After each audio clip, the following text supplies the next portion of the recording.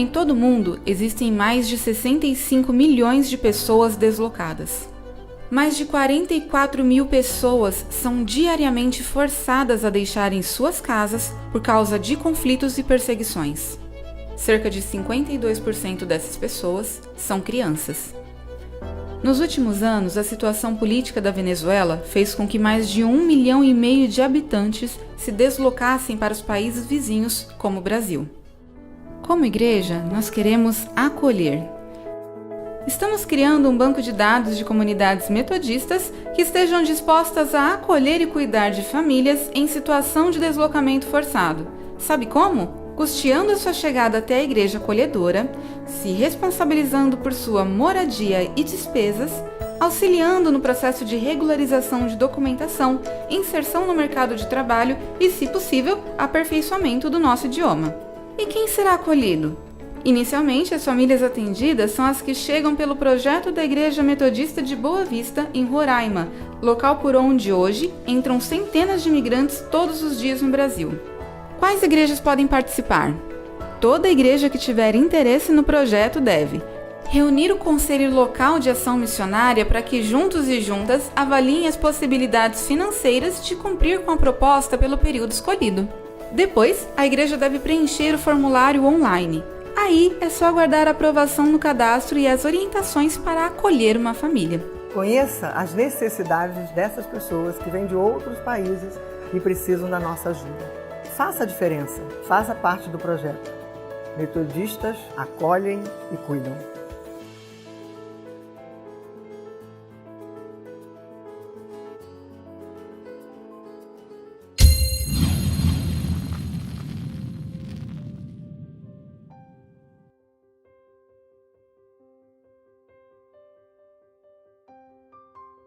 Nesse domingo de Páscoa, nessa manhã bonita, nós vamos celebrar ao nosso Deus. Vamos agradecer, porque Ele salvou Jesus da morte. Ele deu a ressurreição ao seu próprio Filho, para que nós tivéssemos a oportunidade de também um dia ressuscitar. Celebrai a Cristo, celebrai.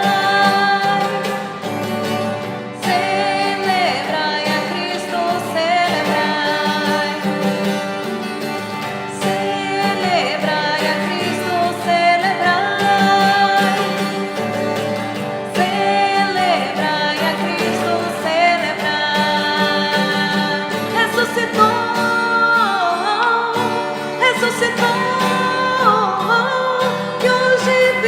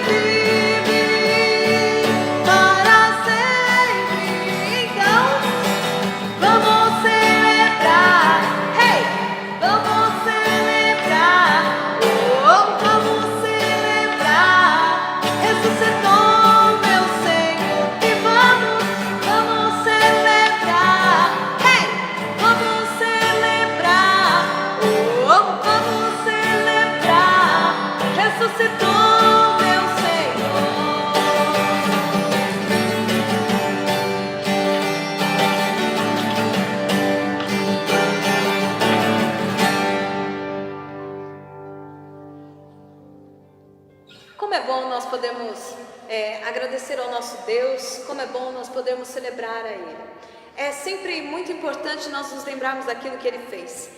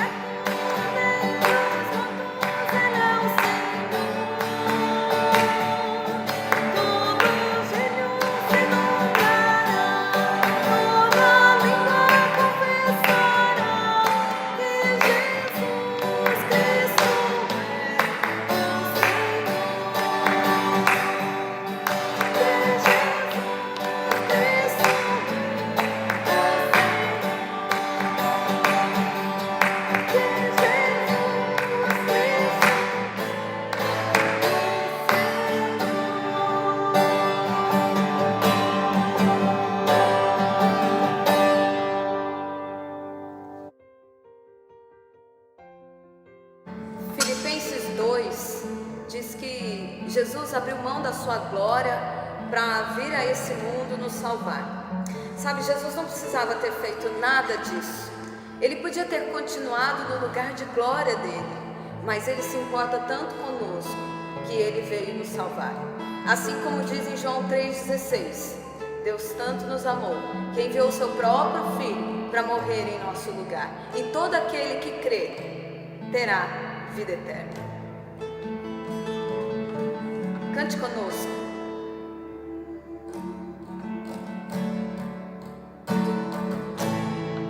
Abriu mão de sua glória e semelhante a um homem se esvaziou, servo tornou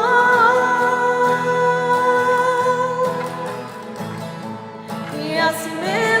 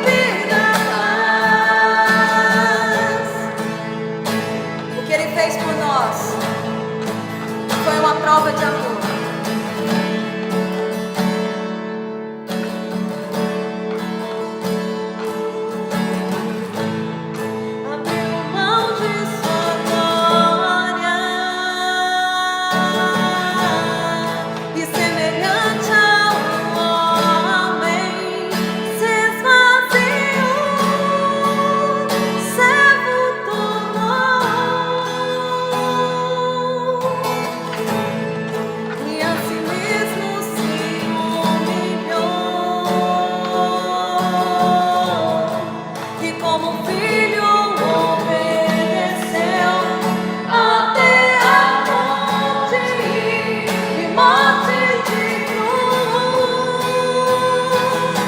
Mas o grande Deus, o nosso Pai, o exaltou. Ele deu um nome que é sobre todo nome, no céu e na terra e debaixo da terra. Ao nome de Jesus, todo joelho se dobrará e toda língua confessará que Ele é o Senhor.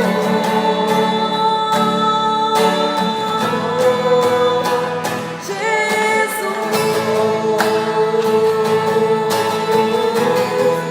nome sobre todo nome, nome sobre todo nome.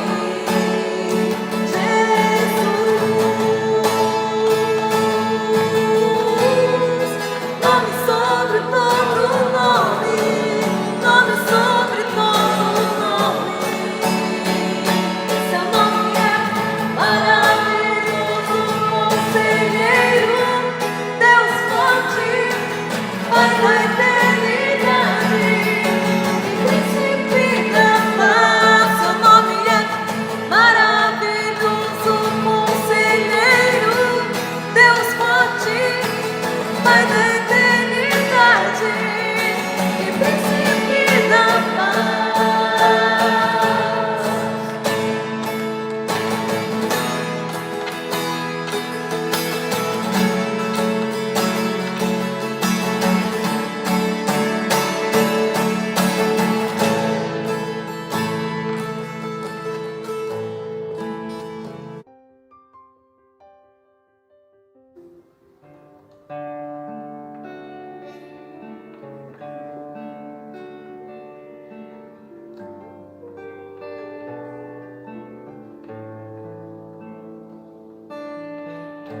No início eras a palavra, com Deus Altíssimo.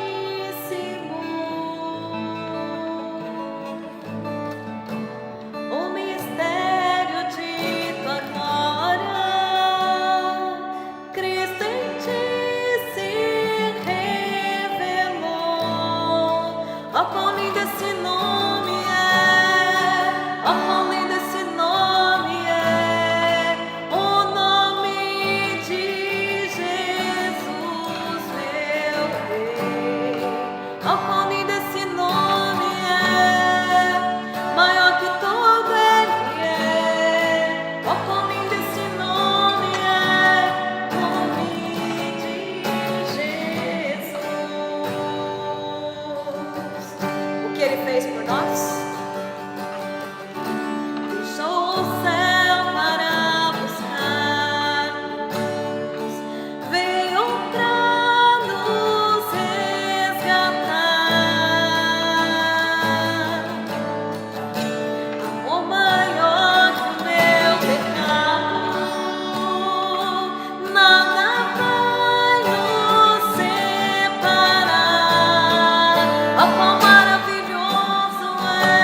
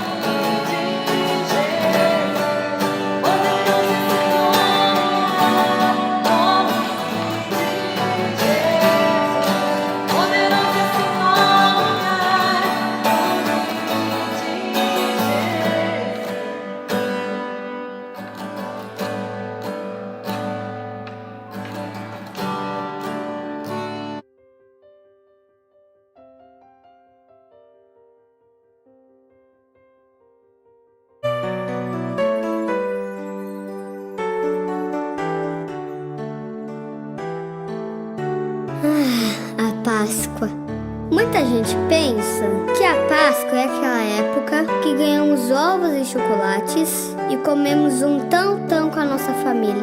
Mas Páscoa não é isso. Páscoa é a maior história de amor que o mundo já viveu. Foi quando Deus, por amar tanto a todos nós, mandou o seu Filho Jesus para morrer por nossos pecados. Sim, ele se entregou por nós. Na Bíblia, em João 3,16, está escrito: porque Deus tanto amou o mundo que deu seu Filho unigênito, para que todo aquele que nele crer não pereça, mas tenha a vida eterna. A morte não venceu Jesus. Ao terceiro dia, ele ressuscitou. Sim, ele vive. E se hoje nós temos vida, temos porque Cristo nos amou. Deus é amor. E Páscoa é isso, o amor de Deus por todos nós.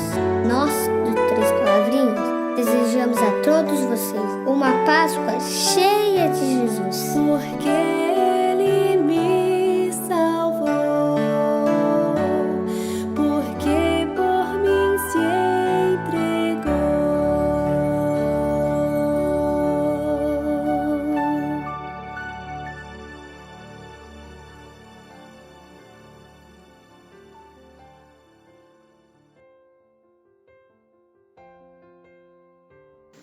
E nessa manhã de Páscoa, manhã alegre, em que celebramos a ressurreição de Jesus, nós vamos fazer a leitura da palavra do Senhor, que se encontra no Evangelho de João, no capítulo 20, a partir do versículo de número 1.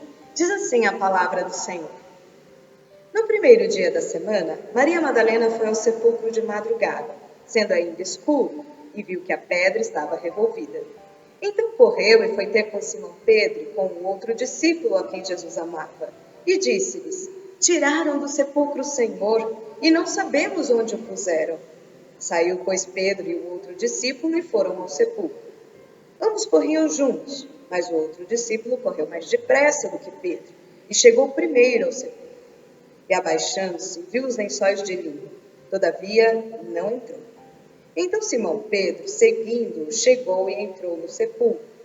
Ele também viu os lençóis, e o lenço que estivera sobre a cabeça de Jesus, e que não estava com os lençóis, mas deixado num lugar à parte.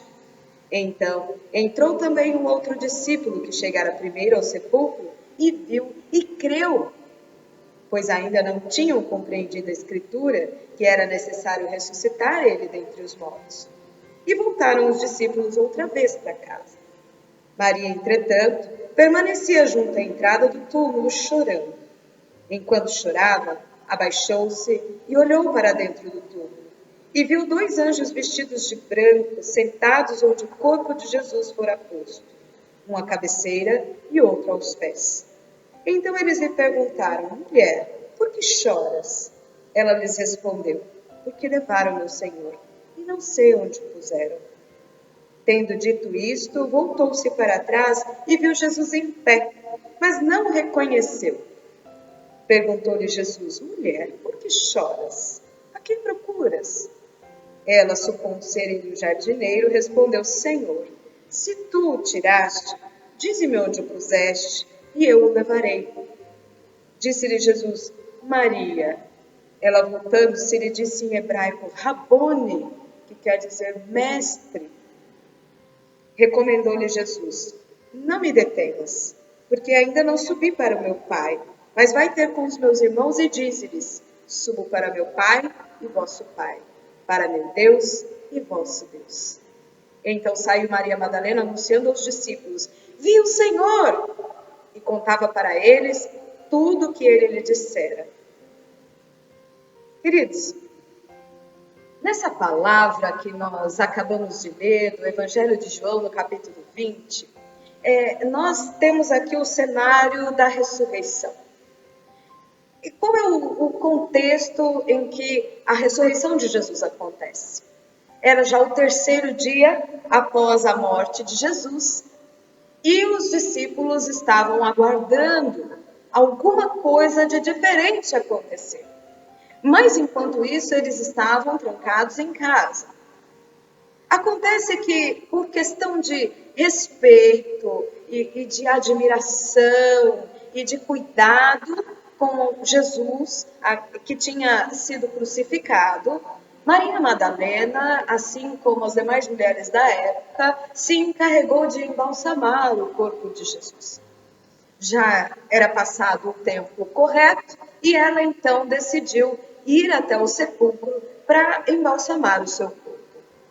Ele está sepultado no sepulcro que José de Arimateia lhe concedeu por dignidade, assim ser sepultado num lugar agradável, num lugar correto, porque corria-se o risco dos romanos ou até mesmo dos religiosos da época deixarem o corpo de Jesus de qualquer forma. Né? E José de Arimateia oferece, então, um sepulcro que ele tinha para que fosse sepultado o corpo de Jesus. Maria Madalena segue para esse lugar. E era ainda de madrugada, né? O sol ainda não tinha rompido. Daqui vem a tradição que nós cristãos temos do culto da alvorada, do culto do dia da ressurreição, dia da Páscoa, ser feito logo cedinho, logo no despontar do sol. Por quê? Porque Maria Madalena, segundo o Evangelho de João, foi justamente nesse horário para verificar o corpo de Jesus e embalsamá-lo. E ali ela constatou que Jesus não estava mais morto, mas havia ressuscitado. Esse contexto, então, traz à tona para nós um pouquinho daquilo que os discípulos experimentaram com a notícia de que Jesus havia ressuscitado. E eu quero começar aqui destacando um pouco sobre a questão de Maria Madalena.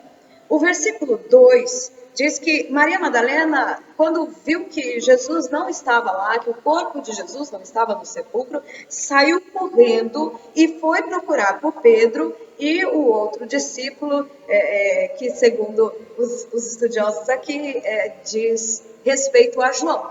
Então ela procurou Pedro e João e disse já logo para eles assim, provavelmente apavorada, cheia de mágoa, de tristeza, ela disse: Jesus não está mais lá.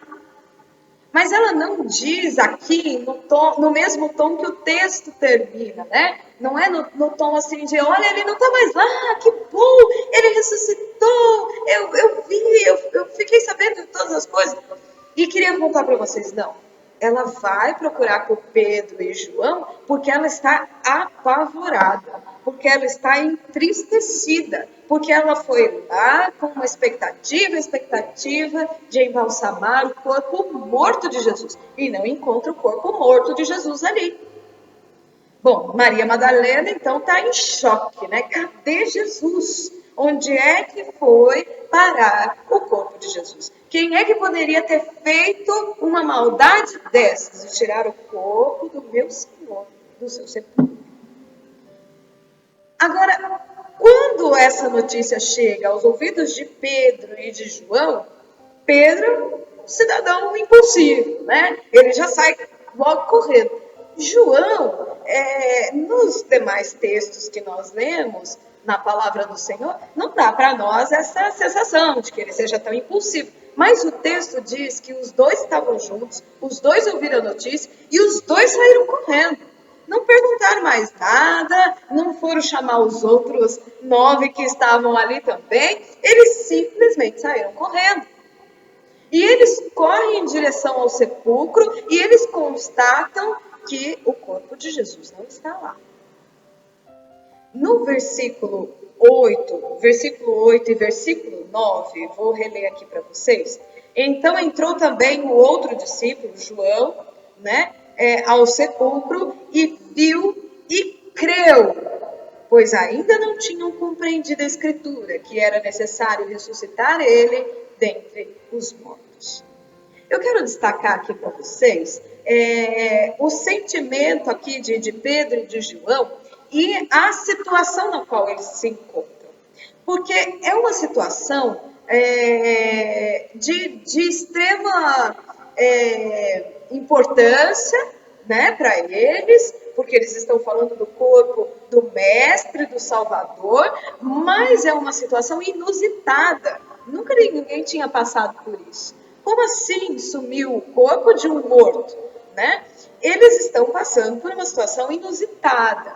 Mas quando eles veem que o corpo de Jesus realmente não está lá, assim como Maria Madalena havia falado, imediatamente cai a ficha. Eles se lembram das palavras que Jesus havia dito durante seu ministério. Eles se lembram de todas aquelas palavras de preparação que Jesus havia dito para eles durante o finalzinho, né, mais propriamente dito, o finalzinho do ministério de Jesus. Lá quando ele estava na ceia junto com os discípulos, né? Lá quando ele estava, antes de chegar em Jerusalém, tudo que ele estava falando, olha, nós estamos indo, mas eu sei que de lá eu não volto, olha, nós estamos indo, eu sei que quando chegaram lá, né? Então, aqui esse templo em 3 dias, eu posso derrubá-lo em 3 dias e refazê-lo.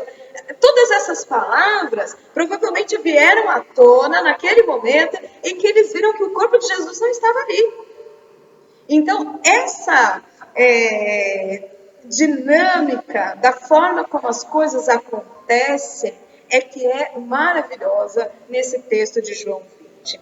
Porque ao verem a mesma situação que Maria Madalena tinha visto, eles veem e creem e começam a compreender todas as palavras que Jesus havia dito para eles e linkam isso com as palavras do Antigo Testamento. Por que Maria Madalena não conseguiu enxergar da mesma forma? Por que não foi Maria Madalena que viu que o corpo de Jesus não estava mais lá e imediatamente creu? Aqui eu quero destacar o sentimento de Maria.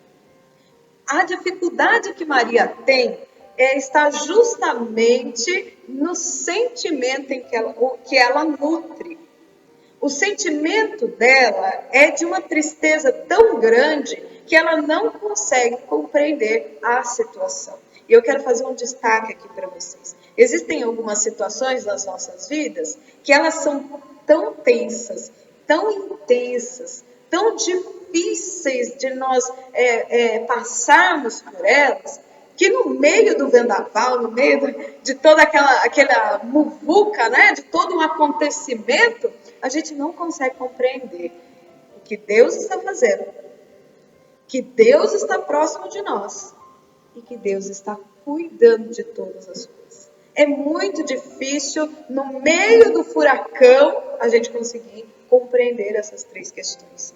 E justamente a diferença entre Pedro e João e Maria Madalena, na forma como eles se sentiam, é que fez eles compreenderem a situação de uma forma diferente, mesmo sendo que os 3 estavam vivenciando a mesma situação. Eu quero então destacar aqui o sentimento da Maria Madalena. Qual era o sentimento que ela tinha? O texto diz que mesmo depois de João, ela viu que o corpo de Jesus não estava ali. João e Pedro correm, veem também que não está ali, e imediatamente eles creem. E Maria Madalena parece que também continua junto, né? Ela provavelmente deve ter corrido de volta para o sepulcro, porque o texto continua dizendo: Maria, entretanto, permanecia junto à entrada do túmulo, chorando. Gente, esse versículo de número 11 demonstra para nós que o sentimento de tristeza de Maria Madalena era tão grande, mas tão grande, que tomava conta das ações dela. Ela não conseguia sair daquela situação de tristeza. E a expectativa que ela tinha era a expectativa de que ela fosse embalsamar o corpo de Jesus. E agora uma expectativa frustrada, é uma expectativa rompida. O corpo de Jesus não está mais aqui. Em meio a essa tristeza, parece que ela nutre um certo sentimento de culpa, de comiseração, alguma coisa assim, porque ela parece que não quer acreditar. Puxa vida, eu vim aqui para embalsamar o corpo de Jesus, e como que eu vou sair daqui sem embalsamar o corpo de Jesus? É minha culpa. Meu Deus, tudo acontece comigo, sabe? Oh, puxa, nossa, coitada de mim. Esse tipo de sentimento, quando a gente nutre esse tipo de sentimento, ele nos bloqueia e ele nos impede de seguir adiante. E nos impede de ver pelos olhos da carne e da fé as coisas que Deus está fazendo. Maria Madalena teve essa dificuldade.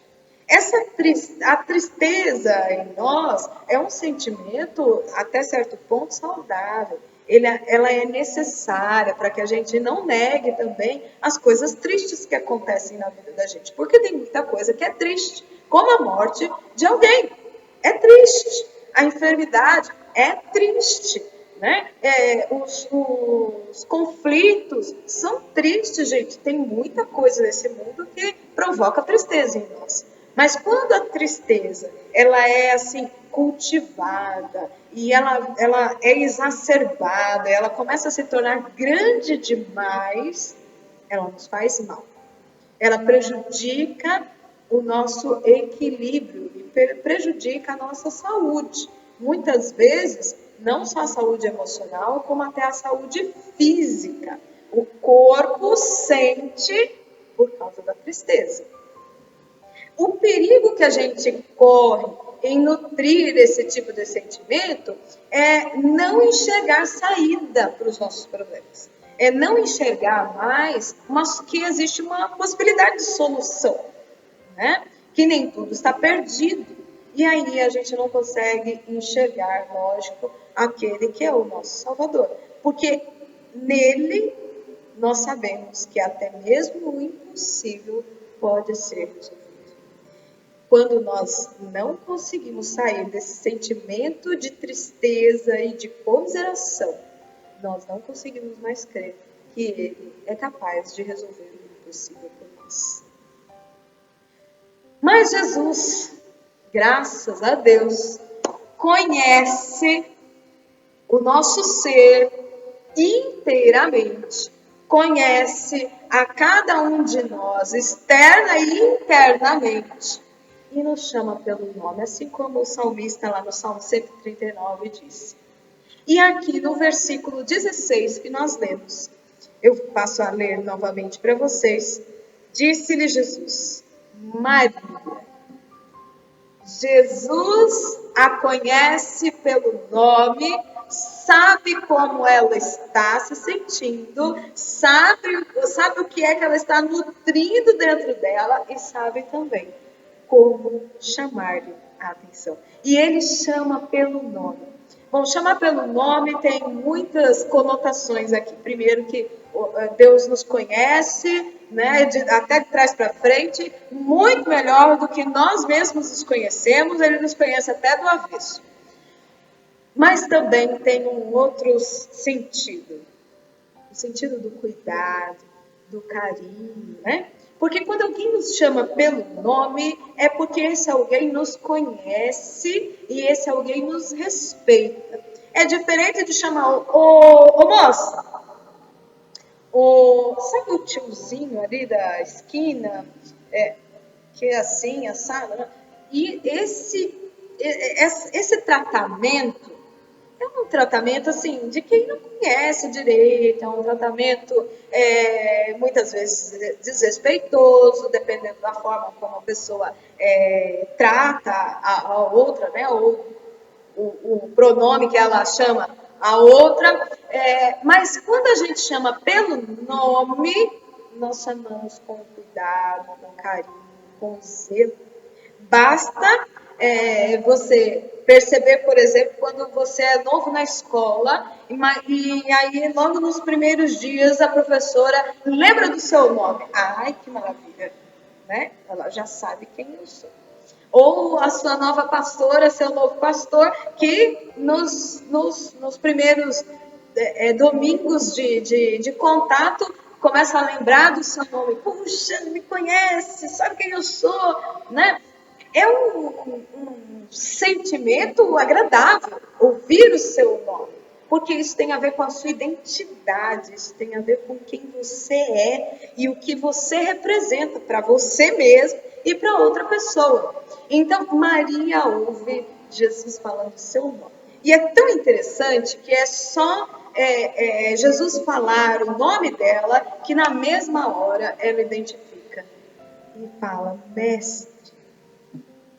Ela identifica Jesus quando Jesus a chama pelo nome. Jesus conhece a nossa identidade. Sabe, meu irmão, minha irmã, Jesus sabe o que você tem vivido, Ele sabe muito bem o que você tem passado e Ele não se esqueceu de você. Ele não se esqueceu de você e Ele não te deixou. Ele te conhece, Ele sabe do que você necessita e sabe também qual é o seu nome. Sabe o que você está passando e sabe quais são os sentimentos que você está nutrindo diante de tal situação. E aqui eu quero, então, encerrar esse sermão, relembrando, trazendo à tona um pouquinho dos dias que nós estamos vivendo. Irmãos e irmãs, nós estamos vivendo um tempo de pandemia, um tempo difícil, né? Um tempo em que os sentimentos estão sendo aflorados, particularmente os sentimentos melancólicos, de tristeza, de medo, né? O sentimento de que parece que é o fim de todas as coisas, parece que não tem mais solução, né? Porque nós confiamos sempre muito em nós mesmos. E em alguns momentos nós deixamos de confiar que Deus está sobre todas as coisas e que Ele está no controle de todas as coisas.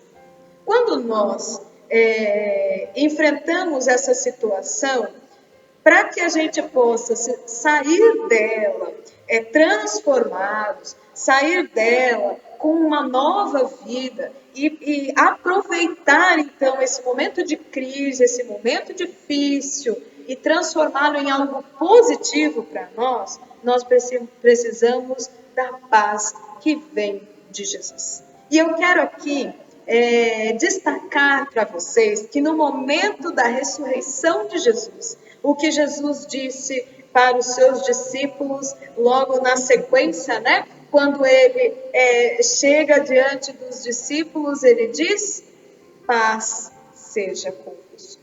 Nós precisamos de paz. E a paz vem de Jesus para que a gente consiga enfrentar esses dias.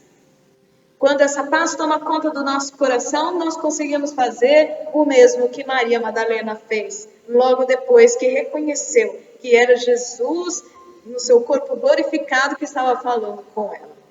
Ela saiu dali correndo e voltou para os discípulos para dizer, eu vi o Senhor. Agora, o discurso de Maria Madalena é outro, é diferente. Antes ela corre para os discípulos e diz, ele não está lá, tiraram o corpo do meu Senhor, do sepulcro, cheio de tristeza e tal. Agora não, ela corre, chega em todos os discípulos e diz, eu vi o Senhor. Entende? A situação continuava a mesma. Nós estamos diante do mesmo cenário. Diante do cenário que Jesus foi crucificado, o cenário do sepulcro vazio e o cenário dos discípulos dentro de casa. O cenário é o mesmo, mas a forma como ela passou a enxergar mudou.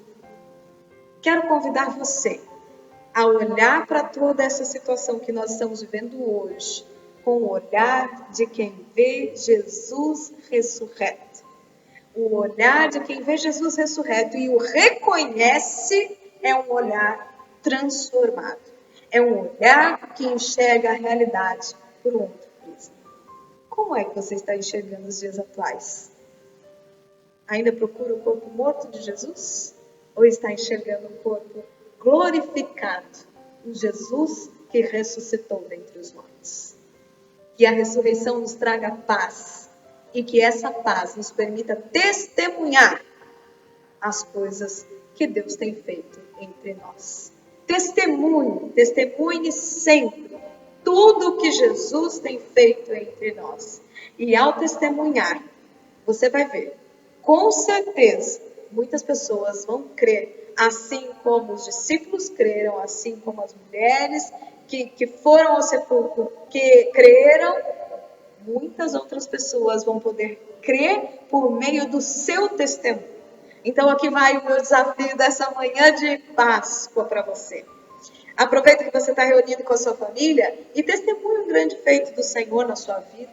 De repente algo que os demais familiares nunca ouviram você falar, né? Ou testemunhar algo que recentemente Deus tenha feito na sua vida, nesses dias de reclusão, de distanciamento social. Fale com os seus parentes aí durante o almoço da Páscoa. Se todo mundo já conhece a tua história e você é bem comunicativo, já contou tudo que está acontecendo nos últimos dias, faz o seguinte, manda uma mensagem ou liga para alguém que ainda não ouviu você nos últimos dias falar sobre essas coisas e dê o seu testemunho, para que muitos creiam que Jesus é o Senhor e que Ele nos dá a vida eterna. Deus abençoe e eu convido você agora para tomar a Santa Ceia comigo. Convide a sua família, pegue o pão, pegue o vinho e todos juntos vamos tomar a ceia do Senhor. Não se esqueçam de registrar esse momento numa bela foto para que a gente possa guardar como uma recordação, como uma lembrança dos dias em que o Senhor passou entre nós e nos salvou. Deus abençoe, Deus te guarde.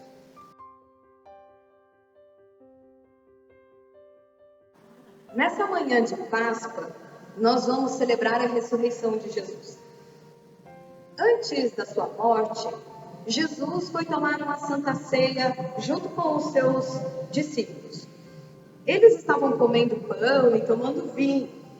E naquele dia, Jesus disse para os seus discípulos: sempre que vocês comerem pão e tomarem vinho, lembrem-se de mim. Naquele momento, Jesus instituiu a Santa Ceia. Naquele momento, ele disse que todas as vezes que nós comêssemos pão e tomássemos o vinho, nós deveríamos nos lembrar de tudo o que ele fez. Então, por isso, nessa manhã, nós vamos relembrar o que Jesus fez por nós, com um gosto especial. Amigos e amigas, o Senhor Jesus, pela oferta de si mesmo, sacrificou-se pelos pecados de toda a humanidade. E ele mesmo instituiu um memorial eterno, pelo qual sempre nos lembraremos de sua paixão e morte, de sua ressurreição e de sua glorificação. Hoje repetimos esse gesto com saudade e o faremos até a sua volta. Portanto, elevemos o nosso rendamos graças ao Senhor nosso Deus. Assim fazê-lo é digno e justo. É digno e justo que em todos os tempos e lugares rendamos graças ao Senhor, louvando e engrandecendo o seu nome e dizendo: Santo, Santo, Santo, Deus onipotente, os céus e a terra estão cobertos de tua glória. Glória te seja dada ao Senhor Altíssimo. Amém. Amém. Nós vamos consagrar os elementos da Santa Ceia. E para esse momento eu convido as crianças que estão nos assistindo para que tomem a ceia primeiro. Crianças, quero lembrar vocês que quando Jesus fez isso, ele fez para que a gente tivesse uma boa lembrança dele. A lembrança que nós temos de Jesus é que ele se entregou por nós. Ele nos ama muito, muito mesmo. E ele ama especialmente as crianças. Quando ele se entregou lá na cruz, o seu corpo foi comparado ao pão que ele estava comendo com os discípulos. Sabe, esse pão que ele cortou e ele esmigalhou assim, em 12 pedacinhos para distribuir para os seus amigos que estavam ali tomando a ceia com ele, ele comparou com o corpo dele. Porque lá na cruz, o corpo dele foi machucado, o corpo dele sofreu. E assim como ele sofreu lá na cruz, nós, ao tomarmos a Santa Ceia, comermos o pão, nós nos lembramos que Jesus tanto nos amou, que ele sofreu as dores em nosso lugar.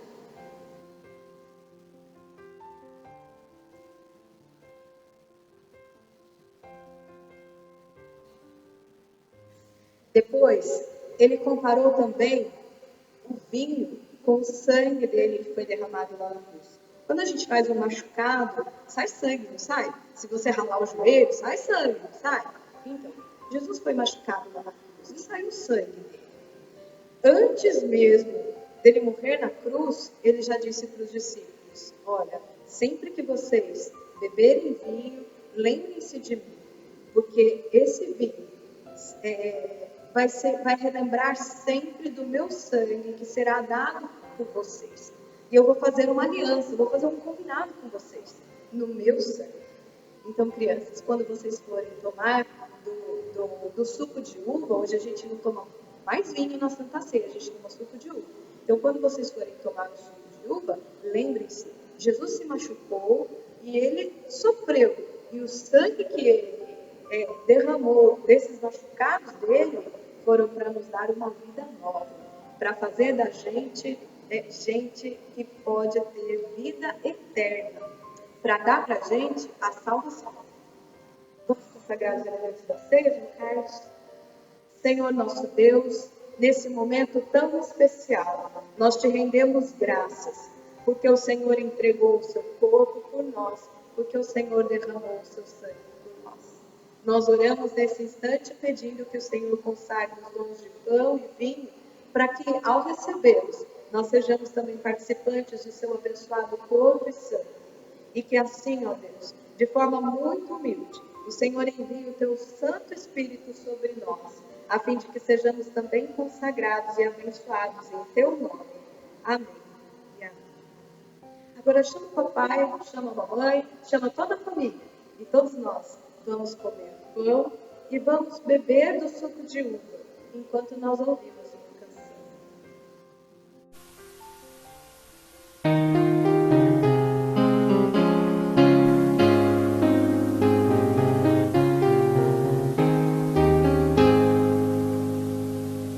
Cristo já ressuscitou, aleluia,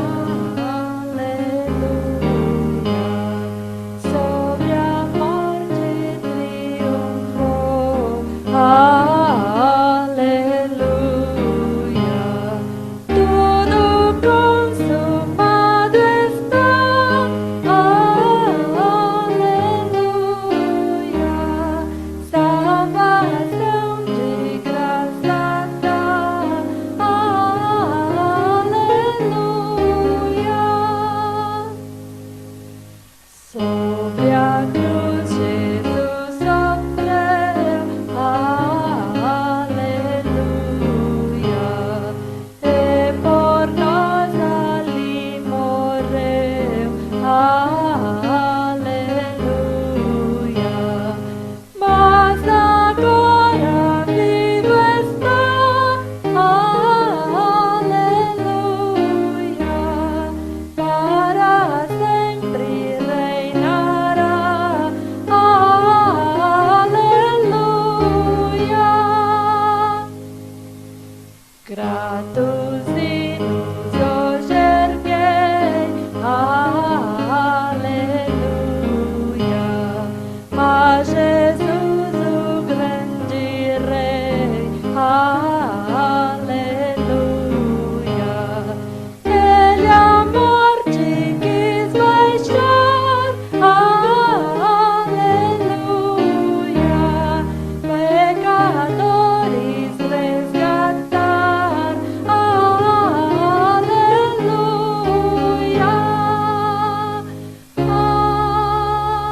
amém.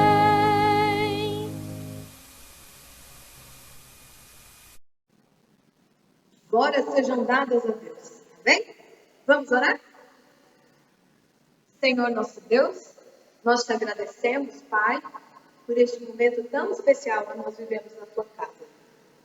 Senhor, nesses dias em que as nossas famílias não podem sair das suas casas e não podem vir até o templo, nós sentimos muita falta, muita mesmo, Senhor.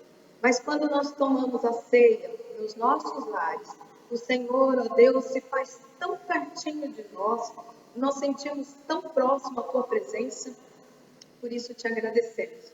Te agradecemos, Deus, porque o Senhor está aqui no templo, mas está nas nossas casas também.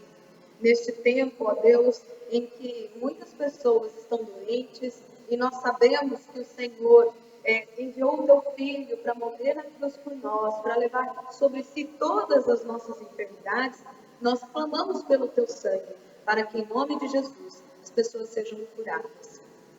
Nós também oramos, te agradecendo, porque temos, ó Deus, o privilégio de vivermos em família e o privilégio de saber que onde 2 ou 3 estão reunidos em Teu nome, ali o Senhor se faz presente. Que o Senhor também se faça presente, ó Deus, na vida daqueles que estão se sentindo solitários. Pai, em nome de Jesus, conforme o salmista diz, que o Senhor, Deus, faça do solitário com que ele viva em família. Que ele se sinta, ó Deus, tão perto de Ti e tão abraçado pelo Senhor, que não se sinta só em momento algum. Em nome de Jesus é que nós oramos e te agradecemos de todo o coração por podermos partilhar da Santa Ceia. Amém.